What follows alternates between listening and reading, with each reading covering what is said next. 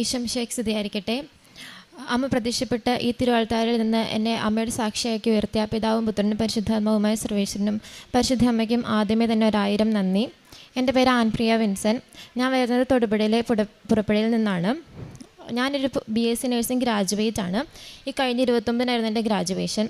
Second year പഠിക്കുന്ന എന്നോട് നീ ഗ്രാജുവേറ്റ് ആവുമെന്ന് ചോദിച്ചാൽ ഞാൻ പറയും ഇല്ല, ഞാനിപ്പോൾ നിർത്തിപ്പോകുന്നൊരു കുട്ടിയാണ് എന്നാണ് ഞാൻ പറഞ്ഞുകൊണ്ടിരുന്നത്. കാരണം സെക്കൻഡ് ഇയർ ഞാൻ നിർത്തിപ്പോകാനിരുന്നത് തന്നെയാണ്. എന്നെക്കുറിച്ച് അതിന് മുമ്പ് ഞാൻ പറയുവാണെങ്കിൽ ഞാൻ +2 അത്യാവശ്യം നന്നായി പഠിക്കുകയും 97% മാർക്കോടുകൂടി പാസ്സാവുകയൊക്കെ ചെയ്തതാണ്. പക്ഷേ അപ്പം ഞാൻ സൺഡേ പള്ളിയിൽ പോകും, അത്യാവശ്യം നന്നായി പ്രാർത്ഥിക്കുകയും കുടുംബ പ്രാർത്ഥനയൊക്കെ നല്ലോണം പങ്കെടുക്കുകയൊക്കെ ചെയ്തിരുന്നു. അതിനുശേഷം പിന്നെ +2 കഴിഞ്ഞിട്ട് ഞാൻ റിപ്പീറ്റിന് പോവുകയും ആ സമയത്ത് കൊറോണയൊക്കെ വരികയും ചെയ്തു. അതെന്നെ സംബന്ധിച്ച് ഫിസിക്കലിയും മെൻ്റലിയും ഭയങ്കര ഡ്രെയിൻ ചെയ്ത് എനിക്ക് ഭയങ്കര ബുദ്ധിമുട്ടുള്ള കുറേ ഒരു കാലഘട്ടമായിരുന്നു.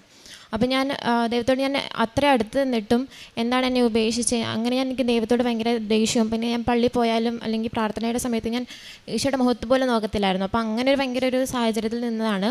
അപ്പോൾ അതിനുശേഷം അടുത്ത വർഷം ഞാൻ BSc നഴ്സിങ്ങിന് ചേർന്നു. ഞാൻ വിചാരിച്ചു നഴ്സിങ്ങിന് ചേർന്ന് കഴിഞ്ഞാൽ എല്ലാം ഓക്കെ ആവും, കാരണം മാർക്ക് കുറഞ്ഞ കുട്ടികൾ വരെ പാസ്സാവുന്നുണ്ട്. പക്ഷേ എന്നെ സംബന്ധിച്ചിടത്തോളം ഞാൻ ഫസ്റ്റ് ഇയർ ചെന്ന ഉടനെ എനിക്ക് ഇല്ലാത്ത എല്ലാം, ഞാൻ ആ ഹോസ്പിറ്റലിലുള്ള എല്ലാ ഡിപ്പാർട്ട്മെൻറ്റിലും തന്നെ ഞാൻ അഡ്മിറ്റ് ആയിട്ടുണ്ട്. കാരണം എനിക്ക് വരാത്ത അസുഖങ്ങൾ തന്നെ ഇല്ല. അപ്പം ഒരു അസുഖം വരും, അഡ്മിറ്റ് ആവും. അങ്ങനെ കുറേ ലീവ് എടുത്തുകൊണ്ട് വർക്കിംഗ് പെൻഡിങ് ആയി. പിന്നെ ഫസ്റ്റ് ഇയർ ഞാൻ 3 സബ്ജക്റ്റിന് ഫെയിലായി.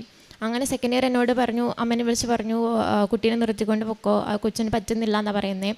ഇന്ന് നിന്നൊരു സാഹചര്യത്തിൽ അമ്മ കൃപാസനത്തെക്കുറിച്ച് അറിയാം, ഇവിടെ വന്ന് ഉടമ്പടി എടുക്കുകയും ചെയ്തു.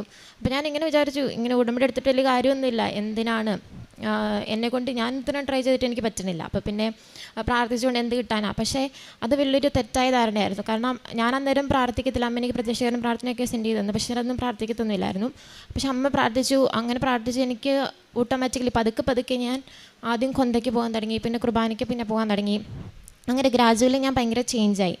അപ്പം പിന്നെ തേർഡ് ഇയർ പാസ്സായപ്പോൾ ഞാനിങ്ങനെ പറഞ്ഞു ഫോർത്ത് ഇയർ കഴിയുമ്പോഴത്തേക്ക് ഞാൻ അമ്മയുടെ അടുത്ത് വന്ന് ഉടമ്പടി എടുത്തോളാം എന്നൊക്കെ പറയുകയും ചെയ്തു. അങ്ങനെ ഫോർത്ത് ഇയർ എക്സാമിനെ കുറിച്ച് പറയുവാണെങ്കിൽ എനിക്ക് OBG ഭയങ്കര പാടായിരുന്നു.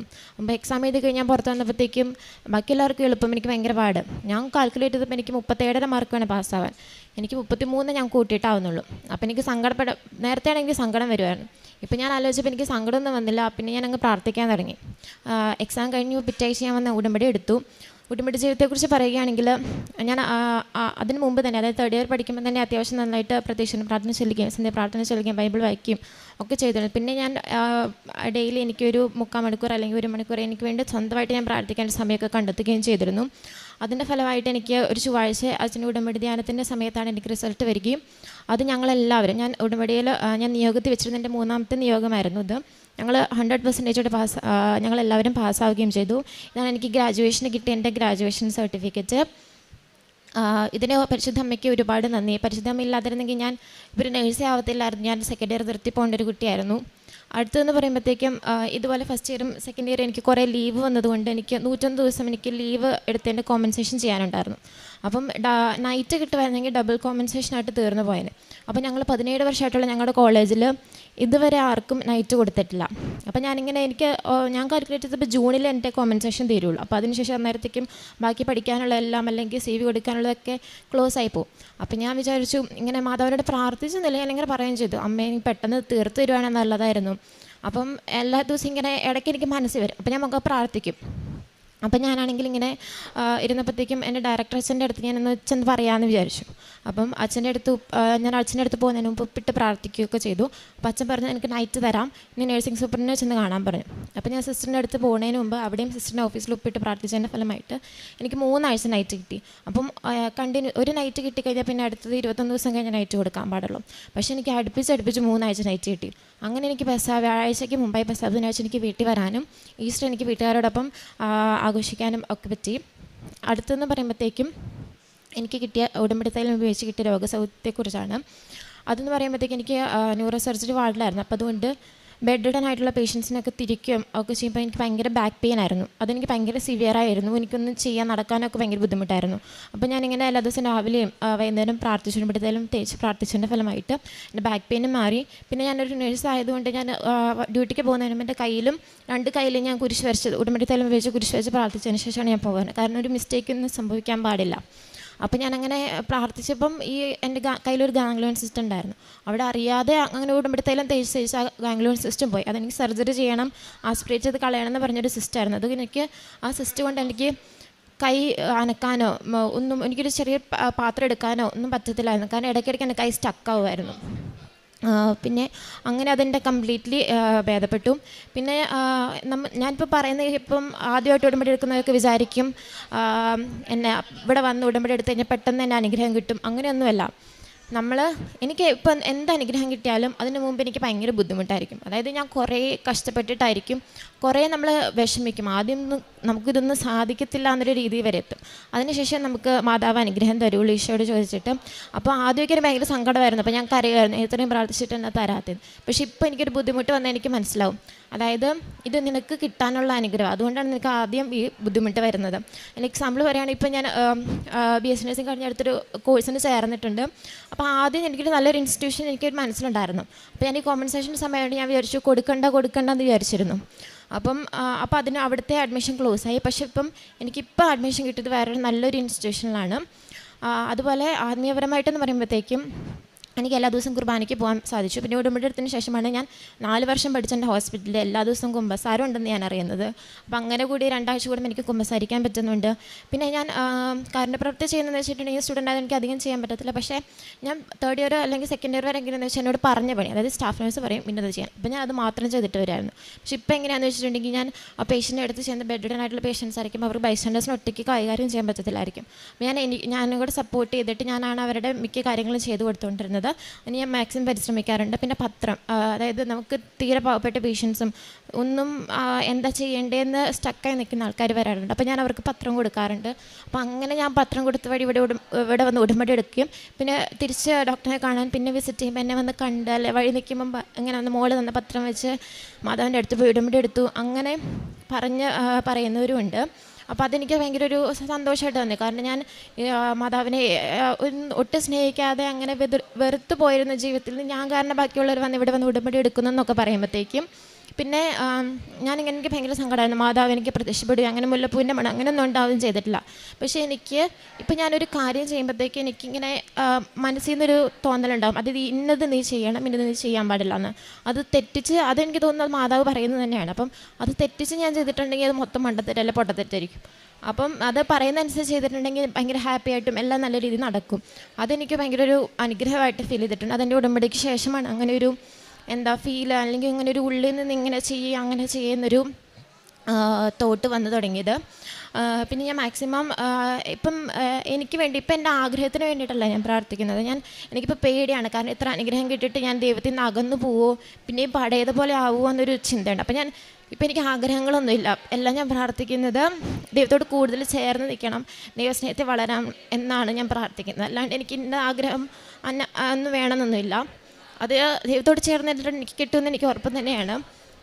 പിന്നെ ഇപ്പം ഞാൻ മറ്റുള്ളവർക്ക് പണ്ടൊക്കെ ഞാൻ എന്നോട് പ്രാർത്ഥിക്കുന്നവർക്ക് വേണ്ടി ഞാൻ പ്രാർത്ഥിക്കാം എന്ന് പറയാറുണ്ട്, പക്ഷെ ഞാൻ പ്രാർത്ഥിക്കുന്നില്ല. പക്ഷെ ഇപ്പോൾ ബാക്കിയുള്ളവരുടെ ആഗ്രഹങ്ങൾ കണ്ടറിഞ്ഞ് എനിക്ക് അവർക്ക് വേണ്ടി പ്രാർത്ഥിക്കാൻ സാധിക്കാറുണ്ട്. ഇത്ര അനുഗ്രഹം നൽകിയ അതേ പരിശുദ്ധ മാതാവിനും ഈശോയ്ക്ക് ഒരുപാട് നന്ദി. ഈശോയ്ക്കും പരിശുദ്ധ അമ്മയ്ക്കും ആയിരം നന്ദി പറയുന്നു. ഞാൻ ഫെബ്രുവരി 2023 ഉടമ്പടി എടുത്തത്. അത് ഇവൾ പറഞ്ഞ പോലെ തന്നെ ഇവളുടെ ആവശ്യത്തിന് വേണ്ടിയായിരുന്നു, ഭൗതിക ആവശ്യത്തിന് വേണ്ടിയായിരുന്നു ഞാനിവിടെ വന്നത്. പക്ഷേ അതിനുശേഷം ആ 3 പുതുക്കിയതിന് ശേഷം ഞാൻ ഒരു നിയോഗം പോലും എൻ്റെ ഭൗതികമായിട്ട് വെച്ചിട്ടില്ല. എല്ലാം മാതാവ് അറിഞ്ഞ് ചെയ്തുകൊണ്ടിരിക്കുകയാണ്. ഇപ്പോൾ എനിക്ക് കിട്ടിയിരിക്കുന്ന ഏറ്റവും വലിയ അനുഗ്രഹമാണ് എൻ്റെ മോളുടെ ഈ സാക്ഷ്യം. അവൾ പറഞ്ഞതുപോലെ തന്നെ അവൾ ഒത്തിരി അകന്ന് ജീവിക്കുകയായിരുന്നു, പ്രാർത്ഥനയിലും വിശ്വാസ ജീവിതത്തിൽ നിന്നൊക്കെ. അവളോട് ഞാൻ പറഞ്ഞില്ല ഉടമ്പടി എടുക്കണമെന്നോ ഉടമ്പടി നിബന്ധനകൾ പാലിച്ച് ജീവിക്കണമെന്നൊന്നും ഞാൻ ആവശ്യപ്പെട്ടില്ല. അവളായിട്ട് തന്നെ വന്ന് എന്നോട് ഉടമ്പടി എടുക്കണമെന്ന് പറഞ്ഞു. ഞാനിവിടെ കൊണ്ടുവന്നു, ഉടമ്പടി എടുത്തു. കൃത്യമായിട്ടെല്ലാ നിബന്ധനകളും ദൈവസ്നേഹത്തോടു കൂടി പാലിക്കുന്നത് കാണുമ്പോൾ എനിക്ക് എവിടെ തന്നെയാണോ എന്നൊരു സംശയം തോന്നുന്നുണ്ട്. അത്രയ്ക്ക് മാറ്റം അവളുടെ ജീവിതത്തിൽ വന്നു. അതാണ് എനിക്ക് കിട്ടിയ ഏറ്റവും വലിയ അനുഗ്രഹം. ഞാനിതിനു മുമ്പ് 2 പ്രാവശ്യം ഇവിടെ സാക്ഷ്യം പറഞ്ഞിട്ടുള്ളതാണ്. ഈശോയ്ക്കും പരിശുദ്ധ അമ്മയ്ക്കും കൊടാനുകൂടി നന്ദി പറയുന്നു. സങ്കീർത്തനങ്ങൾ 46:1. ദൈവമാണ് നമ്മുടെ അഭയവും ശക്തിയും, കഷ്ടതകളിൽ അവിടുന്ന് സുനിശ്ചിതമായ തുണയാണ്. ആൻപ്രിയ വിൻസൻ എന്ന ഈ സഹോദരി തൻ്റെ ഉടമ്പടി ജീവിതത്തിൻ്റെ ഏറ്റവും വലിയ ജീവിതാനുഭവത്തെയാണ് സാക്ഷ്യപ്പെടുത്തിയത്. മകൾ പറയുന്നുണ്ട്, തൻ്റെ 2ാം വർഷം നഴ്സിംഗ് പരീക്ഷ കഴിയുമ്പോൾ തുടർച്ചയായ രോഗാവസ്ഥ മൂലം ക്ലാസ്സുകൾ നഷ്ടപ്പെടുന്നതിൻ്റെ വിഷയങ്ങൾ, 3 സപ്ലി വന്നതുകൊണ്ട് പഠനം മുന്നോട്ട് കൊണ്ടുപോകാനാവാത്ത സാഹചര്യങ്ങൾ, ഏതാണ്ട് 100-ലേറെ ദിവസങ്ങളുടെ അറ്റൻഡൻസ് ഇല്ലായ്മ, ഇതെല്ലാം കൊണ്ട് നഴ്സിംഗ് പഠനം പൂർണ്ണമായി ഉപേക്ഷിക്കുവാൻ മനസ്സുകൊണ്ട് തീരുമാനിക്കുന്ന നാളുകളിലാണ് അമ്മ വന്ന് ഇവിടെ ഉടമ്പടി എടുക്കുന്നത്. മകളെ എങ്ങനെ പറഞ്ഞ് മനസ്സിലാക്കണമെന്നൊന്നും അമ്മയ്ക്കറിയില്ല. എങ്കിലും കൃപാസന മാതാവിൻ്റെ കരങ്ങളിൽ മകളെ കൊടുത്തുകൊണ്ട് ഈ നാളുകളിൽ മകളെ പരിപാലിക്കണം എന്നായിരുന്നു അമ്മ പ്രാർത്ഥിച്ചിരുന്നത്. മകൾ പറയുന്നുണ്ട്, ഞാൻ പ്രാർത്ഥന ചൊല്ലാത്ത, അധികം വിശ്വാസമൊന്നും ജീവിക്കാത്ത ഒരു മകളായിരുന്നു. ഞാനിങ്ങനെ എനിക്ക് വരുന്ന തിരിച്ചടികളിലും രോഗാവസ്ഥകളിലും വരാത്ത രോഗമൊന്നുമില്ലായിരുന്നു എന്നൊരു വാചകം കൂടി എടുത്തു പറയുന്നുണ്ട്. എനിക്ക് വരുന്ന സങ്കടങ്ങളിലും കഷ്ടതകളിലും മനസ്സുമടുത്ത് തന്നെ നിൽക്കുന്ന വ്യക്തിയായിരുന്നു. പക്ഷേ അമ്മ ഉടമ്പടി എടുത്തതിന് ശേഷം അമ്മ എനിക്ക് പ്രത്യക്ഷീകരണ പ്രാർത്ഥനയും ഉടമ്പടിയുടെ ധ്യാനവും സാക്ഷ്യവും ഒക്കെ അയച്ചു തന്നിരുന്നെങ്കിൽ കൂടിയും അതൊന്നും ഞാൻ ഗവനിക്കത്ത് പോലുമില്ലായിരുന്നു. എങ്കിലും അതിനോടിങ്ങനെ എതിർത്ത് നിന്നിരുന്നെങ്കിൽ കൂടിയും എൻ്റെ അമ്മ ഒരല്പം പോലും മടുപ്പ് കൂടാതെ പ്രാർത്ഥിച്ചത് കൊണ്ട് പതിയെ ജപമാല ചൊല്ലുവാൻ, പതിയെ അവിടെ കുർബാനയിൽ പങ്കുചേരുവാൻ, പതിയെ പ്രത്യക്ഷീകരണ പ്രാർത്ഥന ചൊല്ലുവാൻ എൻ്റെ ഉള്ളിൽ നിന്ന് തന്നെ താല്പര്യം വന്നുകൊണ്ടിരുന്നു. ഇത് ഒരു ദൈവികമായ പ്രവൃത്തിയാണ്. നമ്മൾ ഉടമ്പടി എടുക്കുമ്പോൾ നമ്മൾ ആരെയെങ്കിലും നിയോഗം മറ്റുള്ളവരുടേതാണ് ഹൃദയത്തിൽ കാണുന്നത് അമ്മ മാതാവിനെ ഏൽപ്പിക്കുന്നതെങ്കിൽ ഒരു ദിവസം കൊണ്ടോ ഒരു മാസം കൊണ്ടോ ആ വ്യക്തിക്ക് മാറ്റമുണ്ടാവുന്നില്ല, സാഹചര്യങ്ങൾക്ക് വ്യത്യാസമുണ്ടാകുന്നില്ലെന്ന് കരുതി പ്രാർത്ഥനയിൽ നിന്ന് പിന്നോട്ട് പോകരുത്. നിങ്ങൾ അമ്മ മാതാവിൻ്റെ കരങ്ങളിൽ ഒരു വിഷയം ഏൽപ്പിച്ചു കൊടുത്തു, ആ നിമിഷം മുതൽ അമ്മ മാതാവ് ആ വിഷയത്തിൽ പ്രവർത്തിച്ചു തുടങ്ങും. കൃത്യമായിട്ട് തിരുക്കുമാരനോട് പറഞ്ഞ് പ്രവർത്തിച്ചു തുടങ്ങും. നമ്മൾ ഒറ്റ നോട്ടത്തിൽ പെട്ടെന്നത് കാണുന്നില്ലെങ്കിൽ കൂടിയും നമ്മൾ തിരിച്ചറിഞ്ഞുകൊണ്ടിരിക്കും അവർ മാറുന്നുണ്ടെന്ന്. ഈ മാറ്റം വളരെ പ്രധാനപ്പെട്ടതാണ്. പ്രിയമുള്ളവരെ, ഉടമ്പടി അതുകൊണ്ട് ആരെയൊക്കെയാണോ ജീവിതത്തിൽ ഇങ്ങനെ ചേർന്ന് നിൽക്കുകയും വേദനയോടെ നിൽക്കുകയും ഒക്കെ ചെയ്യുക, അവർക്ക് വേണ്ടി എടുക്കുവാനാണ് ഈ അമ്മയുടെ സാക്ഷ്യം നമ്മളെ സഹായിക്കുന്നത്. മകൾ പറയുന്നുണ്ട്, ഞാൻ ഈ പുതിയ ജീവിതത്തിലേക്ക് വന്നു തുടങ്ങിയപ്പോഴാണ് അവിടെ എല്ലാ ദിവസവും കുമ്പസാരമുണ്ടെന്ന് പോലും അറിഞ്ഞത്. 4 വർഷം ഒരിടത്ത് പഠിച്ച മകള് ഉടമ്പടി ജീവിതത്തിലേക്ക് വരുമ്പോഴാണ് അറിയുന്നത് എല്ലാ ദിവസവും കുമ്പസാരമുണ്ട്, 2 ആഴ്ചയിലൊരിക്കൽ എനിക്ക് കുമ്പസാരിക്കാൻ പറ്റും എന്നൊക്കെ കണ്ടത്. അത് അരിയറൊന്നുമില്ലാതെ 3ഉം 4ഉം വർഷ പരീക്ഷകൾ നന്നായി എഴുതി സമയത്ത് പൂർത്തീകരിച്ച് വിജയിക്കുവാൻ നിസ്സാരമായി അമ്മ മാതാവ് മകളെ സഹായിക്കുന്നുണ്ട്. മകൾ പറയുന്നുണ്ട്, OBG എക്സാം വളരെ പേടിയായിരുന്നു, 33 മാർക്കിനപ്പുറം എത്ര കൂട്ടിയിട്ട് കിട്ടുന്നില്ലായിരുന്നു, എൻ്റെ കൈവിട്ടുപോയതാണ്. കൈവിട്ടുപോയ വിഷയങ്ങൾക്ക് എവിടെയാണ് ആശ്രയം? അത് ഉടമ്പടി മാത്രമാണ്. കൈവിട്ടു പോകുന്ന എല്ലാ വിഷയങ്ങളും കൊടുക്കേണ്ടിടം അമ്മ മാതാവിൻ്റെ ഈ പ്രത്യക്ഷീകരണത്തിൻ്റെ സന്നിധാനമാണ്. മകൾ പറയുന്നുണ്ട്, പരീക്ഷ എഴുതിയിട്ട് ഞാനിവിടെ വന്ന് ഉടമ്പടി എടുത്ത് ഉടമ്പടി പ്രകാരം ജീവിക്കാൻ തീരുമാനിച്ചു. അത് അമ്മ മോളെക്കുറിച്ച് സാക്ഷ്യപ്പെടുത്തുന്നതും എങ്ങനെ ഇത്ര കണ്ട് മകൾ മാറിയെന്ന് എനിക്ക് പോലും അറിയത്തില്ല. അവരുടെ ജീവിതത്തിൽ വന്ന മാറ്റമാണ് എൻ്റെ ഉടമ്പടി ജീവിതത്തിൻ്റെ ഏറ്റവും വലിയ സന്തോഷമെന്ന്. പ്രിയമുള്ളവരെ, കുടുംബത്തിലുള്ള ഓരോരുത്തരെക്കുറിച്ചും പ്രത്യാശയോടെ ഉടമ്പടി എടുത്ത് ജീവിക്കണം. ഏതെങ്കിലും നമ്മൾ തന്നെ ചിലരുടെ സ്വഭാവങ്ങൾ, ചിലരുടെ പെരുമാറ്റ വൈകല്യങ്ങൾ, ചിലരുടെ സങ്കടങ്ങളും തകർച്ചകളും ഒക്കെ കാണുമ്പോൾ നിങ്ങൾ സംശയമില്ലാതെ അമ്മ മാതാവിൻ്റെ കരങ്ങളിലേക്ക് ആ വ്യക്തിയെ, ആ നിയോഗത്തെ കൊടുത്തുകൊണ്ടിരുന്നാൽ അമ്മ മാതാവ് തിരുക്കുമാരനിലൂടെ നിശ്ചയം അത് പ്രവർത്തിച്ചു കൊണ്ടിരിക്കും. മകൾ പറയുന്നുണ്ട്, ഉടമ്പടി എടുത്തതിന് ശേഷം എൻ്റെ ചെവികളിൽ എപ്പോഴും നിർദ്ദേശങ്ങൾ കിട്ടുന്നുണ്ടായിരുന്നു. അത് ഉടമ്പടിയുടെ വലിയൊരു പ്രത്യേകതയാണ്. അത് കമ്മ്യൂണിക്കേഷൻ ഉള്ളതാണ്. അത് സംസാരിച്ചു കൊണ്ടിരിക്കും, സന്ദേശങ്ങൾ കൈമാറിക്കൊണ്ടിരിക്കും. മകൾ പറയുന്നുണ്ട്, ആ സന്ദേശങ്ങൾക്കനുസരിച്ച് ഞാൻ എന്ത് ചെയ്താലും അതെനിക്ക് നന്മയ്ക്ക് ഉപകരിക്കുന്ന രീതിയിൽ മാറിക്കൊണ്ടിരുന്നു. അത് ഒരിടത്ത് മകളത് ജോലിക്ക് വേണ്ടി ആഗ്രഹിച്ചതും എന്നാൽ മറ്റൊരിടത്ത് മകൾക്കത് അനുവദിക്കുന്നതുമൊക്കെ മകൾ സൂചിപ്പിക്കുന്നുണ്ട്. നൈറ്റ് ഡ്യൂട്ടി എടുത്താൽ കോമ്പൻസേഷൻ ദിവസങ്ങൾ കുറഞ്ഞു കിട്ടും, എന്നാൽ 17 വർഷമായി ആർക്കും അതവർ അനുവദിച്ചിട്ടില്ല. മകൾ ചെന്ന് ഉപ്പിട്ട് പ്രാർത്ഥിച്ച് ചോദിക്കുമ്പോൾ 3 ആഴ്ചയിൽ തുടർച്ചയായിട്ട് നൈറ്റ് ഡ്യൂട്ടിക്ക് വേണ്ടിയുള്ള ദിവസങ്ങൾ മകൾക്ക് അനുവദിച്ചു കൊടുക്കുന്നു.